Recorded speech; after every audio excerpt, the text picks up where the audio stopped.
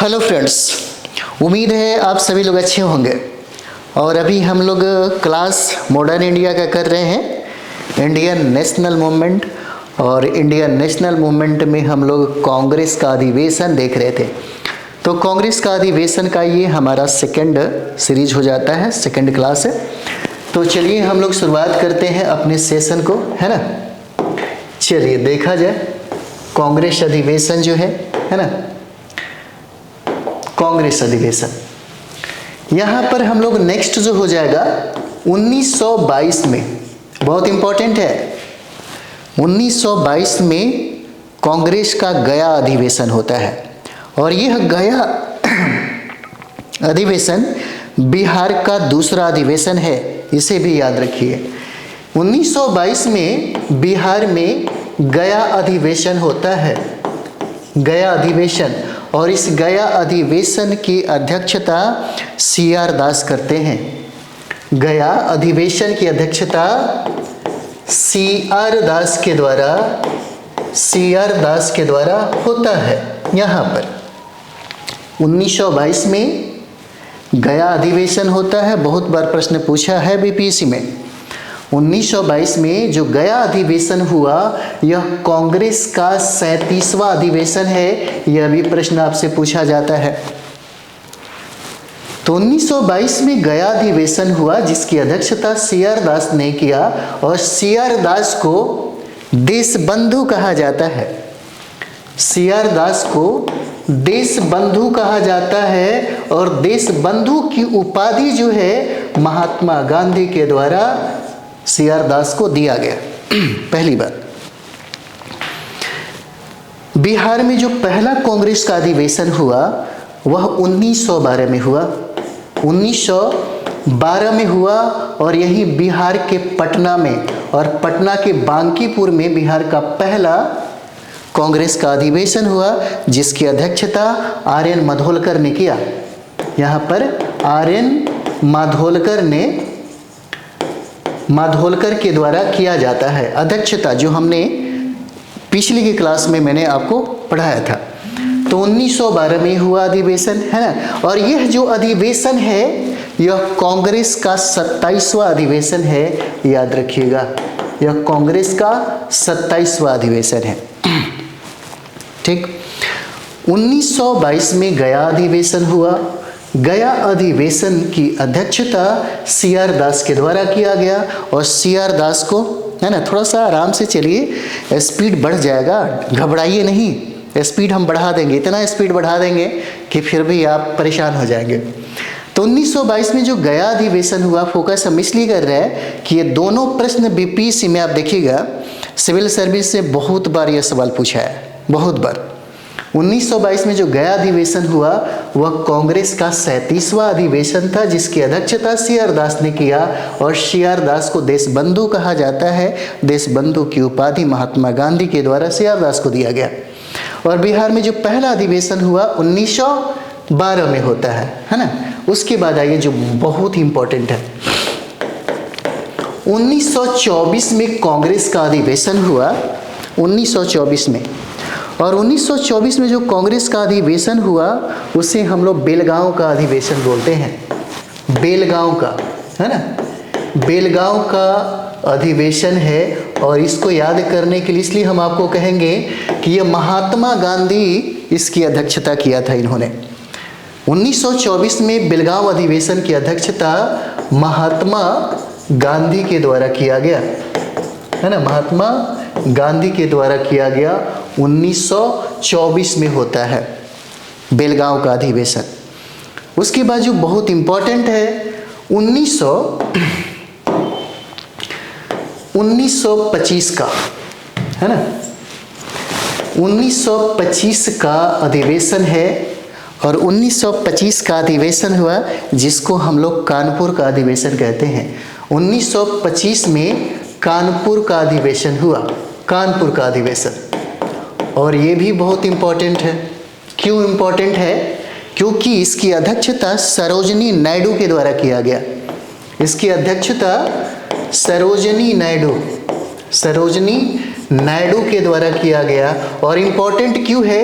क्योंकि सरोजिनी नायडू प्रथम भारतीय महिला अध्यक्ष बनने का, है ना, अवसर इनको मिलता है। यह प्रथम भारतीय महिला अध्यक्ष है, महिला अध्यक्ष हो जाती हैं, है ना। चलिए, महिला अध्यक्ष हो जाती हैं। 1925 में, है ना, 1925 में कांग्रेस का कानपुर अधिवेशन हुआ, जिसकी अध्यक्षता सरोजनी नायडू करती हैं, और ये सरोजनी नायडू प्रथम भारतीय महिला अध्यक्ष बनती हैं कांग्रेस की। लेकिन अगर प्रथम महिला अध्यक्ष की बात किया जाए तो 1917 में कलकत्ता अधिवेशन हुआ था, और कलकत्ता अधिवेशन की अध्यक्षता एनी बेसेंट के द्वारा किया गया, है ना, एनी बेसेंट के द्वारा किया गया, और एनी बेसेंट प्रथम महिला अध्यक्ष बनती हैं। लेकिन ये प्रथम भारतीय महिला अध्यक्ष बनती हैं सरोजनी नायडू। 1925 का कानपुर अधिवेशन होता है ना, और 1917 में कलकत्ता अधिवेशन होता है। कलकत्ता अधिवेशन की अध्यक्षता एनी बेसेंट करती है, और यह प्रथम महिला अध्यक्ष बनने का इनको सौभाग्य प्राप्त होता है ना। चलिए आगे बढ़ते हैं हम लोग। अगला बहुत इंपॉर्टेंट आपके लिए, 1926 में, है ना, 1926 में कांग्रेस का अधिवेशन होता है, और यह कांग्रेस का अधिवेशन गुवाहाटी अधिवेशन कहलाता है। गुवाहाटी में होता है ना। 1926 में जो अधिवेशन हुआ वह गुवाहाटी में हुआ, है ना। गुवाहाटी अधिवेशन हो जाता है, और गुवाहाटी अधिवेशन की अध्यक्षता श्रीनिवास अयंगर के द्वारा किया जाता है। श्रीनिवास, है ना, श्रीनिवास अयंगर इसके अध्यक्ष होते हैं। अयंगर याद रखिएगा, इंपॉर्टेंट है ना। 1926 में कांग्रेस का गुवाहाटी अधिवेशन होता है, और इस अधिवेशन की अध्यक्षता श्रीनिवास अयंगर के द्वारा किया जाता है। यह पूछे या ना पूछे, लेकिन सबसे इंपॉर्टेंट है, आपसे ये पूछा जा सकता है कि कांग्रेसियों को खादी पहनना अनिवार्य कर दिया गया इसी अधिवेशन में, है ना। यानी कि खादी वस्त्र पहनना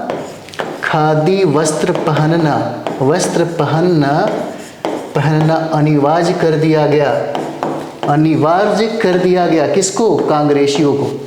ये बहुत इंपॉर्टेंट है, ये याद रहना चाहिए, है ना, ये याद रहना चाहिए आपको। और ये खादी वस्त्र पहनना पूछा जा सकता है कि कौन सा अधिवेशन था जिसमें कांग्रेस को खादी वस्त्र पहनना अनिवार्य कर दिया गया। तो 1926 का गुवाहाटी अधिवेशन होगा, जिसकी अध्यक्षता अयंगर साहब ने किया था, है ना। चलिए आगे बढ़ते हैं हम लोग, बहुत इंपॉर्टेंट हम लोग यहाँ पे देखेंगे। 1929 में यहाँ से बहुत सवाल पूछे जाते हैं, बहुत सवाल है जो पूछे जाते हैं, अक्सर पूछे जाते हैं। तो यहाँ पर होता है लाहौर अधिवेशन, है ना। यहाँ पर होता है आपका लाहौर अधिवेशन होता है। लाहौर अधिवेशन जिसकी अध्यक्षता जवाहरलाल नेहरू करते हैं, जवाहरलाल नेहरू करते हैं। इसकी विशेषता पे हम लोग ज़्यादा बात करेंगे, है ना। 1929 में लाहौर अधिवेशन होता है। 1929 में लाहौर अधिवेशन, और लाहौर अधिवेशन की अध्यक्षता जवाहरलाल नेहरू करते हैं। अक्सर सवाल पूछा जाता है कि लाहौर अधिवेशन किस नदी के तट पे हुआ। तो लाहौर अधिवेशन जो हुआ यह रावी नदी के तट पर हुआ, है ना। रावी नदी के तट पर यह लाहौर अधिवेशन किया जाता है। और इसी में जो विशेषता है लाहौर अधिवेशन की, यानी कि लाहौर अधिवेशन में पहली बार, है ना, पहली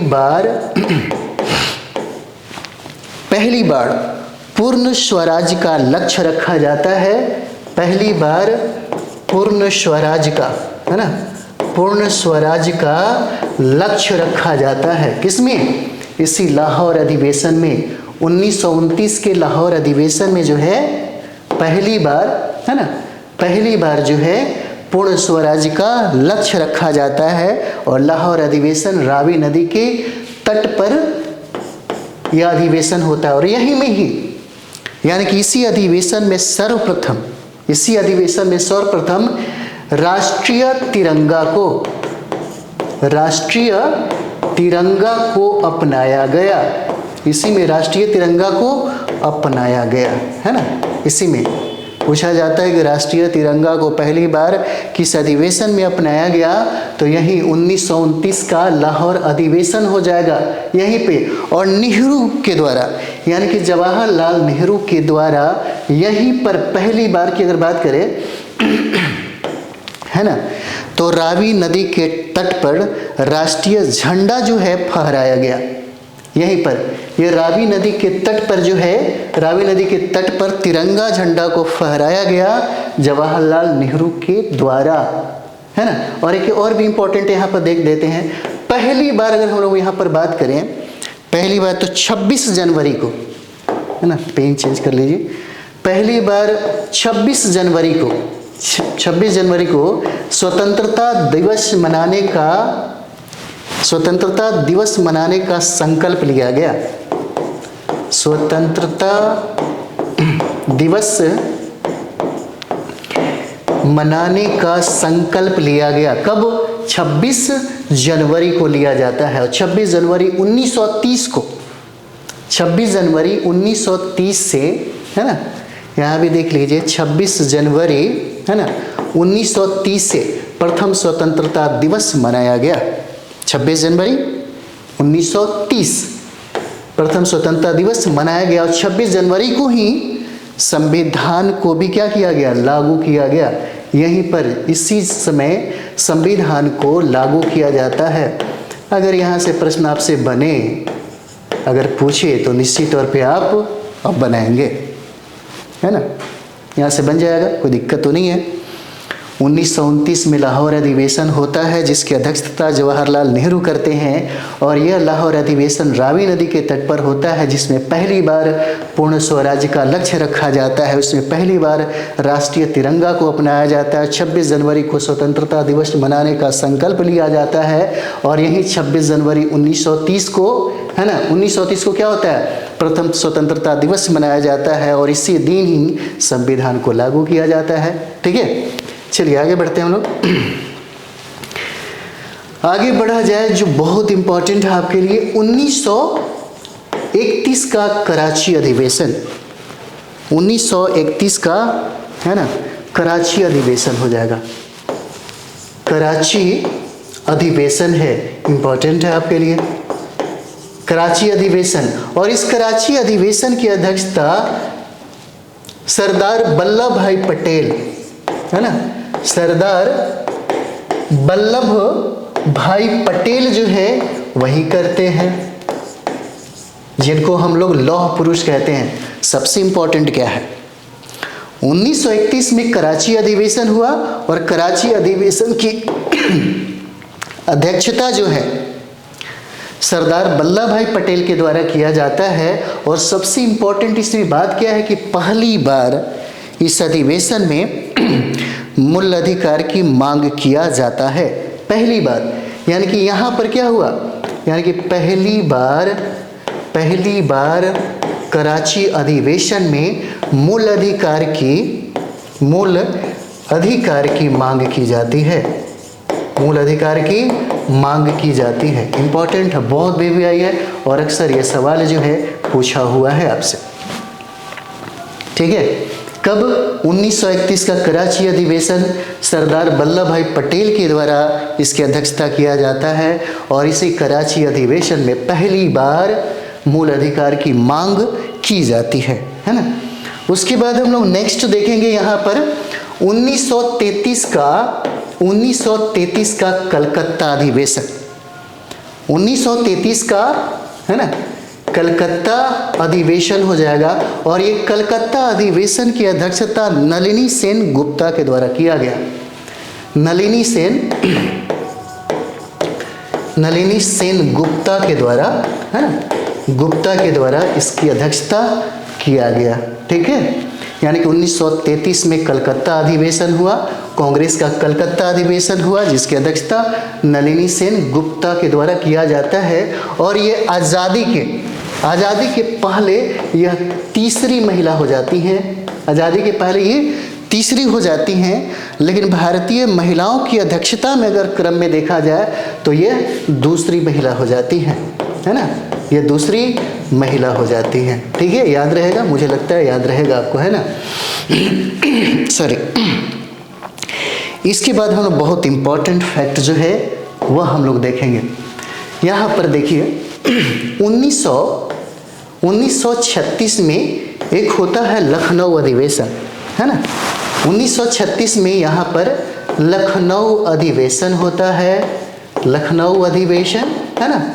और लखनऊ अधिवेशन की अध्यक्षता जो है यहाँ पर, लखनऊ अधिवेशन की अध्यक्षता जवाहरलाल नेहरू के द्वारा किया जाता है।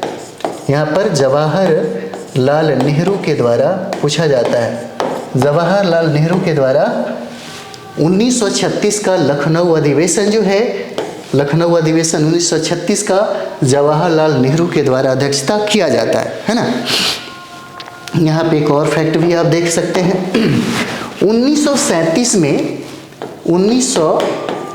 1937 में एक अधिवेशन होता है जिसका नाम है फैजपुर अधिवेशन, है ना। ये क्या है, फैजपुर अधिवेशन हो जाता है, फैजपुर अधिवेशन।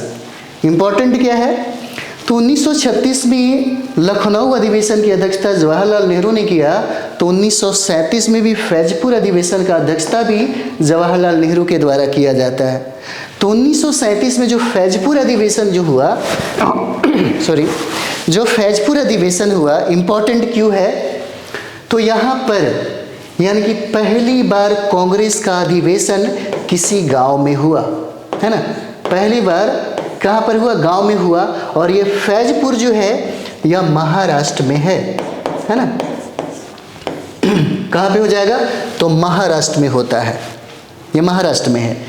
यानी कि 1937 में जो फैजपुर का अधिवेशन हुआ, इस फैजपुर अधिवेशन की अध्यक्षता जो है जवाहरलाल नेहरू के द्वारा किया गया। और पहला अधिवेशन है कांग्रेस का जो गांव में होता है, यह गांव में हुआ सॉरी गांव में अधिवेशन हुआ, है ना। और ये जो फैजपुर है, ये फैजपुर महाराष्ट्र में पड़ता है। चलिए आगे हम लोग बढ़ते हैं, आज समाप्ति कर दिया जाए। बहुत एक विद्यार्थी हैं, उनको बड़ा ये लग रहा है, अच्छा लगता है जब ऐसे जब मज़ा आ रहा है ना, तब तक वीडियो ही समाप्त हो जाता है। बट आप सही बोल रहे होंगे। चलिए, आप लोग के डिमांड पे हमने इस क्लास को थोड़ा सा लंबा स्टार्ट कर दिए हैं, है ना, ताकि टॉपिक आपका समाप्त हो जाए और प्रश्न भी बने। सबसे इम्पोर्टेंट ये है। और ये जो क्लास है ये बहुत सीरियस होगा, क्योंकि हम आपको बता दें 4.0 का जो एग्ज़ाम है ये लास्ट बार ही है। और हम नहीं चाहते कि किसी भी कारणवश आपके जीवन में ये रह जाए कि ओह थोड़ा सा ये करना चाहिए था, है ना। ये आपके ऊपर डिपेंड करता है। आप जितना हो सके उतना एनर्जी लगाइए और जितना ज़्यादा से ज़्यादा हो सके सेल्फ स्टडी करिए। अभी भी हम आपको बता रहे हैं रिजल्ट चाहिए तो सेल्फ स्टडी पे फोकस करना ज़रूरी है। हमारे 2 घंटा पढ़ाने के बाद ये अगर सारा कंटेंट अगर आपको याद रहता है ना, तब तो फिर मज़ा आ जाएगा। जो बुक मैंने आपको कहा था सेल्फ स्टडी में पढ़ने के लिए, उसको बैठिए 8 से 10 घंटा पढ़िए, फिर देखिए आपका स्कोर पीआरटी में 90+ कर जाएगा। कोई बड़ी बात नहीं है। और जितने भी हम लोग जीएस पढ़ रहे हैं जीएस पढ़ रहे हैं हम लोग, तो निश्चित तौर पे 32+ आएगा ही आएगा। 32+ आना ही है। अब जितना एनर्जी आप लगाइए, जितना एनर्जी लगाइए उतना ही अच्छा रहेगा, है ना। तो चलिए आगे हम लोग बढ़ते हैं। जो इम्पोर्टेंट है यहाँ पर 1938 में कांग्रेस का अधिवेशन हुआ, है ना। 1938 में कांग्रेस का अधिवेशन हुआ जिसको हम लोग हरिपुरा अधिवेशन कहते हैं, ठीक है। हरिपुरा अधिवेशन, हरिपुरा अधिवेशन। और ये हरिपुरा भी पूछा जाता है, कहाँ पर है, तो ये गुजरात में, है ना, गुजरात में हुआ हरिपुरा अधिवेशन। एक और अधिवेशन आप लोग देख लीजिए जहाँ से प्रश्न पूछे जाते हैं। 1939 में 1939 में एक और अधिवेशन हुआ जिसको हम लोग त्रिपुरी अधिवेशन कहते हैं। बहुत बार सवाल पूछा गया है, यह त्रिपुरी अधिवेशन है। और त्रिपुरी अधिवेशन, त्रिपुरी आपको मध्य प्रदेश में हो जाएगा, मध्य प्रदेश में। और दोनों अधिवेशनों की अध्यक्षता जो है यह सुभाष चंद्र बोस ने किया था। ठीक है, सुभाष चंद्र बोस ने किया था। लेकिन यहाँ पर आप गड़बड़ हो जाएंगे, इसलिए यहाँ पर इसको रखिए। यहाँ कहानी थोड़ा सा समझिए, है ना, यहाँ पर कहानी समझिए। हरिपुरा कांग्रेस की अधिवेशन की अध्यक्षता सुभाष चंद्र बोस के द्वारा किया जाता है और हरिपुरा अधिवेशन 1938 में हुआ। 1939 में जो त्रिपुरी अधिवेशन जो मध्य प्रदेश में हुआ, यहाँ पर महात्मा गांधी ने अपने एक प्रतिनिधि को खड़ा कर दिया जिसका नाम है पट्टाभी सितार मैया, पट्टाभी सितार मैया, है ना। और दूसरी तरफ खड़े थे सुभाष चंद्र बोस। समझिए थोड़ा सा, है ना, सुभाष चंद्र बोस खड़े थे। जब यहाँ पर चुनाव हुआ अध्यक्ष बनने की, तो पट्टाभी सितार मैया जो है वो हार गए और सुभाष चंद्र बोस जो है यहाँ पर जीत जाते हैं और इसके अध्यक्ष बन जाते हैं। लेकिन महात्मा गांधी के बारे में अगर आपको बता दें, जब 1919 में उनका कांग्रेस में सक्रिय रूप से जब प्रवेश हो जाता है, तो इस कांग्रेस की पताका जो है वह आसमान में फहराने का काम महात्मा गांधी के द्वारा ही किया जाता है। अगर इस कांग्रेस की स्थिति ऐसी हो जाती है, इतना ताकतवर महात्मा गांधी ने बना दिया कि कांग्रेस को अगर महात्मा गांधी कहा जाए और महात्मा गांधी को कांग्रेस कहा जाए तो दोनों में कोई फर्क नहीं है, है ना। अब यहाँ पर समझने वाली बात है, पट्टाभी सितार मैया हार गए थे और ये प्रतिनिधि किसके थे, तो महात्मा गांधी के थे, है ना। ये प्रतिनिधि किसके थे, महात्मा गांधी के थे। और महात्मा गांधी को बड़ा दुख हुआ, बहुत दुख हुआ, आत्मसम्मान को ठेस लगा। तब उन्होंने कहा कि मैं तो एक ही मुट्ठी बालू से इस कांग्रेस से भी बड़ा संगठन तैयार कर सकता हूँ। सुभाष चंद्र बोस को लगा कि नहीं, हम लफड़ा नहीं करना चाहते हैं, है ना। तो लफड़ा ना करने की वजह से तनाव ना खड़ा हो, तनाव की स्थिति ना बने, इसके वजह से सुभाष चंद्र बोस यहाँ पर त्याग पत्र दे देते हैं, है ना। यहाँ पर त्याग पत्र ये सुभाष चंद्र बोस दे देते हैं। तो ये पद खाली हो जाता है। तो इस पद के जगह जो अध्यक्ष बनाए जाते हैं, जो सवाल आपसे बार बार पूछा जाता है, वो हो जाते हैं राजेंद्र प्रसाद। राजेंद्र प्रसाद को यहाँ के अध्यक्ष बनाए जाते हैं। यानी कि सुभाष चंद्र बोस जो है जब त्याग पत्र दे देते हैं, तब यहाँ पे इनको अध्यक्ष बनाया जाता है। किनको, सुभाष चंद्र बोस को, राजेंद्र प्रसाद को। राजेंद्र प्रसाद को यहाँ पर देश रत्न कहा जाता है ना, इसे भी याद रखिए, देश रत्न कहा जाता है। और यह देश रत्न की उपाधि महात्मा गांधी के द्वारा दिया जाता है ना, किसको, राजेंद्र प्रसाद को। ठीक है, यहाँ से सवाल पूछे जाते हैं, इसलिए बहुत ही VVI हो जाता है। ठीक है, चलिए आगे हम लोग बढ़ते हैं। अगला देखते हैं हम लोग 1940 का, है ना, 1940 का रामगढ़ अधिवेशन। 1940 का क्या है,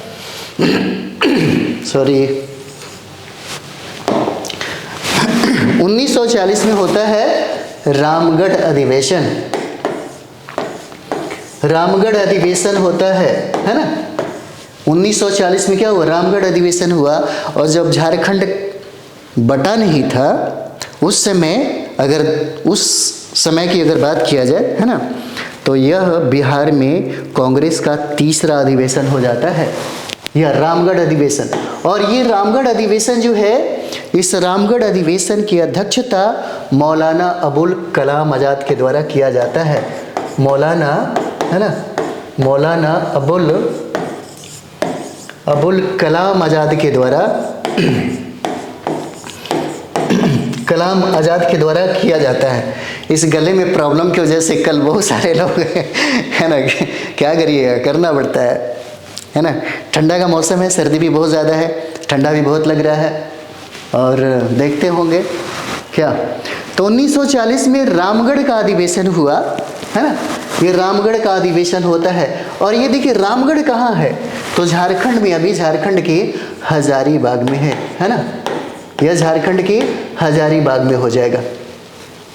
ठीक है, अब यहाँ से क्या विशेषता है, 1940 में रामगढ़ अधिवेशन हुआ जिसकी अध्यक्षता मौलाना, है ना, कलाम आज़ाद साहब हुए। इसकी कुछ विशेषता है जो अक्सर पूछा जाता है। सबसे पहले कलाम साहब के बारे में देखिए, कहा जाता है कि सबसे कम उम्र के अध्यक्ष बने, ये सबसे कम उम्र के अध्यक्ष बने। और कांग्रेस के अधिवेशन की अध्यक्षता जो सबसे ज़्यादा दिनों तक किया, यही कलाम आज़ाद साहब ही है। यानी कि सर्वाधिक दिनों तक, सबसे, है ना, सबसे अधिक दिन तक, सबसे अधिक दिन तक यह अध्यक्ष बनते हैं, मौलाना अबुल कलाम साहब, है ना। चलिए आगे हम लोग बढ़ते हैं, अगला देखा जाए। उसके बाद हम लोग यहाँ पर देखेंगे, वो हो जाएगा 1946 का, है ना, 1946 का हो जाएगा आपको मेरठ अधिवेशन, है ना। 1946 में होता है मेरठ अधिवेशन, इंपॉर्टेंट है, याद रखिएगा। और इस मेरठ अधिवेशन की अध्यक्षता जो है वह जेबी कृपलानी के द्वारा किया जाता है। यहाँ पर जेबी कृपलानी के द्वारा, है ना, कृपलानी के द्वारा इसकी अध्यक्षता किया जाता है। कब? 1946 में। और ये आज़ादी के समय की बात थी। आज़ादी के समय में ये पूछा जा सकता है कि आज़ादी के समय में मेरठ अधिवेशन की अध्यक्षता किसने किया था, तो जेबी कृपलानी के द्वारा किया जाता है। यहाँ पे जेबी कृपलानी के द्वारा किया जाता है। तो कांग्रेस अधिवेशन की जो बातें हैं, जो इम्पोर्टेंट जो बातें हैं, यहीं तक समाप्त हो जाता है। बहुत है, बहुत है, बहुत है, काफ़ी है। अब कांग्रेस से रिलेटेड जो प्रश्न है बार बार पूछे जाते हैं, ये देखिए, महात्मा गांधी, यानी कि देश की आज़ादी के बाद महात्मा गांधी ने कांग्रेस के बारे में क्या कहा, सोचिए। गांधी, महात्मा गांधी जो हैं, कांग्रेस के बारे में उन्होंने क्या कहा, अब जरा सोच के देखिएगा। जिससे इतना मोहब्बत है, जिससे इतना प्रेम हो, है ना, जिसकी बदौलत इस देश को आज़ादी मिला, एक ऐसी संस्था जिसने देश की आज़ादी में सबसे महत्वपूर्ण भूमिका निभाया।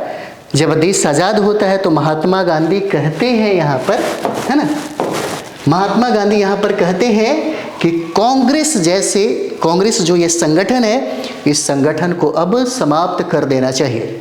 ये महात्मा गांधी कहते हैं कि कांग्रेस नामक, है ना,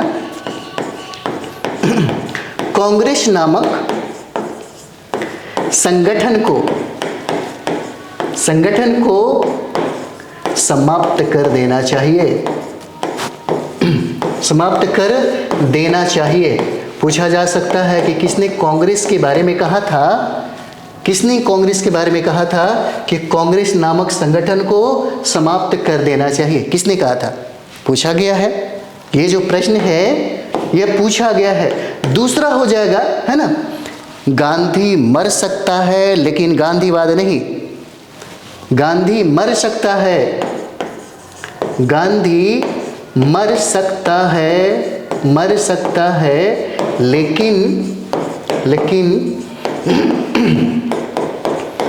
लेकिन गांधीवाद नहीं।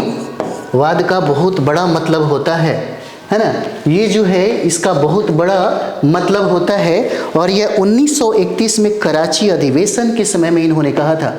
1931 में कराची जो अधिवेशन हुआ था, है ना, कराची अधिवेशन, उसी समय इन्होंने ये बात कही थी, गांधी मर सकता है लेकिन गांधीवाद नहीं। और जब देश आज़ाद हुआ तो कांग्रेस को ही समाप्त करने की बात महात्मा गांधी ने कर दिया, है ना। एक दो और भी कथन देख लेते हैं। चलिए आगे हम लोग बढ़ सकते हैं। महात्मा गांधी ने ही कहा था कि मैं एक मुट्ठी बालू से ही, है ना, लिख लीजिए क्योंकि अक्सर पूछा जाता है ना, पूछा जाता है। इन्होंने कहा था मैं एक मुट्ठी बालू से, है ना, बालू से ही से मैं एक मुट्ठी बालू से कांग्रेस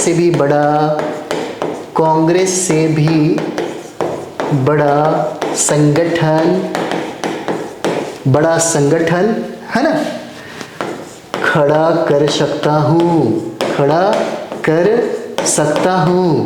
और ये पता है उन्होंने कब कहा था? महात्मा गांधी ने कहा था कि मैं एक मुट्ठी बालू से कांग्रेस से भी बड़ा संगठन खड़ा कर सकता हूँ। 1942 में जब भारत छोड़ो आंदोलन हुआ, भारत छोड़ो आंदोलन के समय ही ये बात कहा था। भारत छोड़ो आंदोलन के समय उन्होंने ये बात कहा था, है ना, ये बात कही थी उन्होंने कांग्रेस के बारे में। कांग्रेस के बारे में बाल गंगाधर तिलक ने क्या कहा, ये भी देखिए। तिलक साहब ने कहा, है ना, तिलक साहब ने कहा यहाँ पर कि कांग्रेस जो है, कांग्रेस चापलूसों का संगठन है। कांग्रेस जो है यह चापलूसों का, है ना, कांग्रेस चापलूसों का संगठन है, संगठन है। ये बाल गंगाधर तिलक ने कहा। और उनका सबसे फेमस जो कथन है, उन्होंने कहा कि साल में एक बार, उन्होंने कहा साल में एक बार मेढक की तरह टरटराने से, है ना,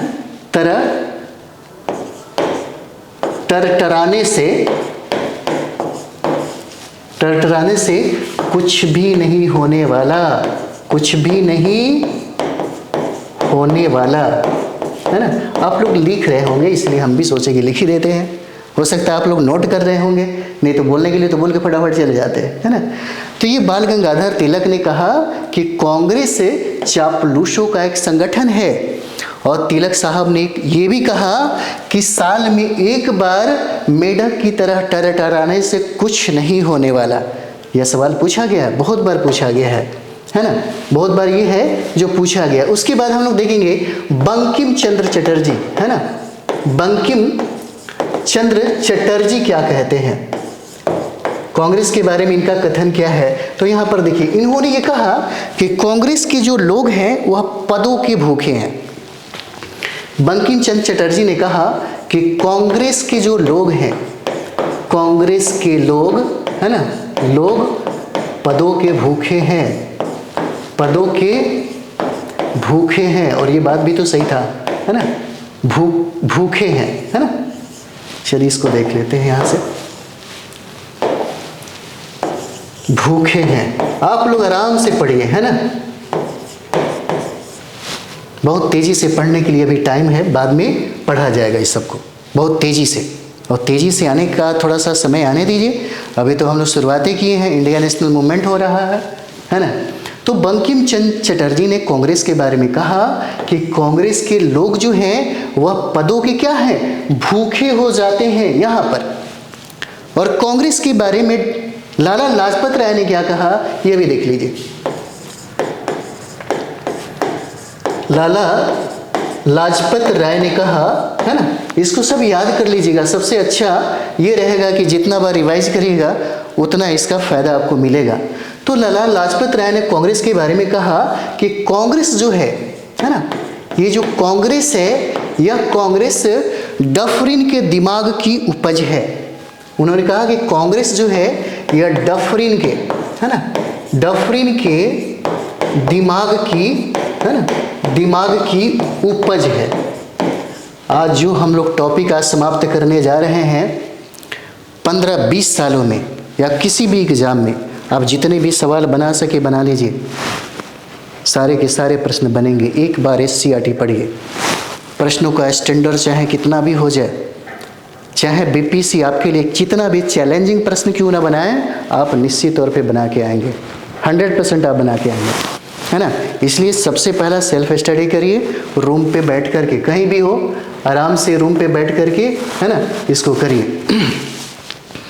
तो ये लाला लाजपत राय ने क्या कहा, उन्होंने कहा कि कांग्रेस के जो लोग हैं, है ना, कांग्रेस जो है यह डफरिन के दिमाग की उपज हो जाता है। और जो सबसे इंपॉर्टेंट है ये भी देख लीजिए।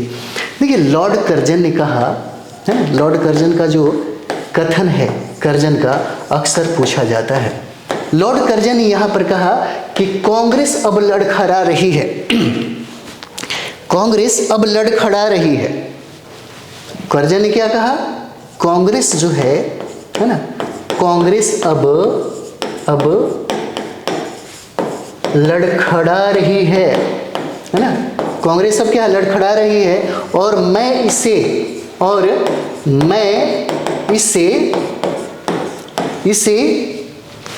अपने कार्यकाल के दौरान, अपने कार्यकाल के दौरान, है ना, दौरान मरते हुए देखना चाहता हूँ, मरते हुए देखना चाहता हूँ। बताइए कितनी बड़ी बात कह दिया इसने। करजन ने कहा कि कांग्रेस अब लड़खड़ा रही है और मैं इसे अपने कार्यकाल के दौरान ही मरते हुए देखना चाहता हूँ। यह कथन बहुत बार एग्जाम में पूछा हुआ है ना, बहुत इंपॉर्टेंट हो जाता है। और इतना ही नहीं, एक और कथन कहता है जो कांग्रेस है, यह कांग्रेस देशद्रोहियों का संगठन है। ये भी कहता है ये कि कांग्रेस जो है, कांग्रेस यह देशद्रोहियों का संगठन है। बताइए, देशद्रोहियों का, है ना, देशद्रोहियों का क्या है? संगठन है, संगठन है, ये कहता है ना, ये कहता है यहाँ पर। उसके बाद एक लास्ट हम लोग देख लेते हैं ना, फिर उसके बाद हम लोग प्रवेश करेंगे दूसरे टॉपिक में, और सारे टॉपिक को हम लोग इसी तरह पढ़ते चलेंगे। एक और कथन है अरविंद घोष साहब का, है ना, अरविंद घोष का। कांग्रेस के बारे में उन्होंने क्या कहा? बहुत बार यह सवाल पूछा जाता है। उन्होंने कहा कि कांग्रेस अब क्षय रोग यानी टीबी से मरने वाली है ना। उन्होंने कहा कि कांग्रेस अब